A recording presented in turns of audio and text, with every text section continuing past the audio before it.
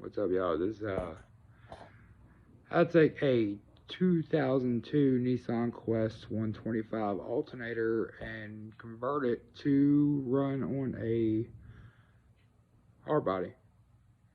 My particular is a 92 KA24E hardbody. Here is what they look like. This is my old alternator. I actually think it belonged on a Navara, however you say it. And this is the 02 Nissan Quest alternator. I had to do some modifications to it to get it to work. It's almost like the 97 and 99 Nissan Quest alternator mod, just a little bit different. Of course, you're going to swap out the pulleys and everything. But on this one, we will actually have to, down inside there, I don't know if you can see it, but right where the shaft comes out of the housing, there is a lip on the housing. It's about, I wouldn't say a quarter inch, maybe 3/16 of an inch coming out. But your pulley will actually hit that before it gets fully seated against the bearing. You have to trim that off flush with the housing. Then for your mounting your lower ear, front ear,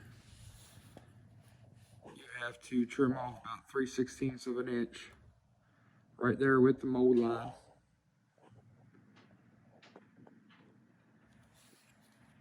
Almost just like the older style alternator. And then on the top ear, mounting ear, you have to do the same, but on the front side, 3/16 of an inch, trim it off, or else it's going to hit your bracket. Now looking at the plugs, you can see they're identical, exactly the same.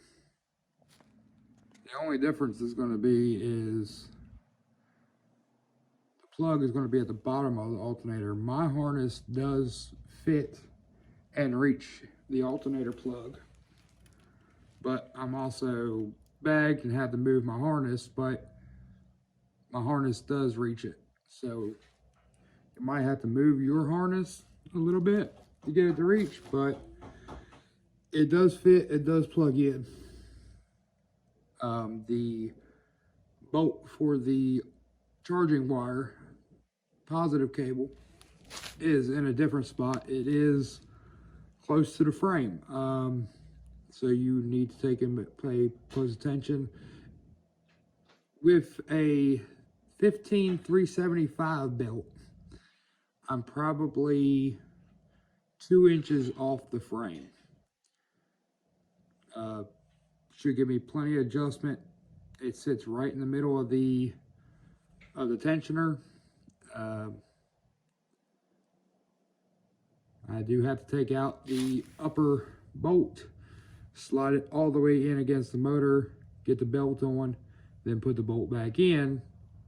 But it does make my alternator sit in the middle of the tensioner and not way out towards the outside of it, where you only have maybe 1-2 times to take and tension it back up until you're out of room, and then you gotta buy a new belt. Now, I'm not exactly sure how I'm gonna do this one-handed, but I may just have to take and get everything installed or work my way through the installation and pop back time to time with things I need to say. I will tell you that it will make it a lot easier to plug your harness in and plug your harness in and hook up your wires before you mount it to its mounting location. It is very tight back there. But if you do it that way, you can get it on and then position it into position and put your bolts in.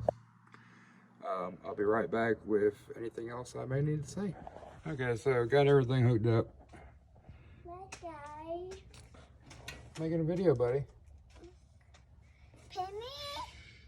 I'll play with you in a minute. We gotta clean up here in a minute. But anyways, everything bolted up. One thing I did fail to mention was that the bottom mounting hole will need to be drilled out to the correct size of your lower mounting bolt. Hold on a second. Anyways, as you see, the tensioner is mounted right in the center with the 1575 belt. That means boy. Yep, U5. I'm sorry, it's the 15750 belt. I meant to say it's the 15375 belt. But yeah, that's pretty much it. It's basically the same thing as the older model. But it's just 3/16 of an inch on each ear, and drill out the bottom bolt and cut off that little lip on behind the pulley, and that's it.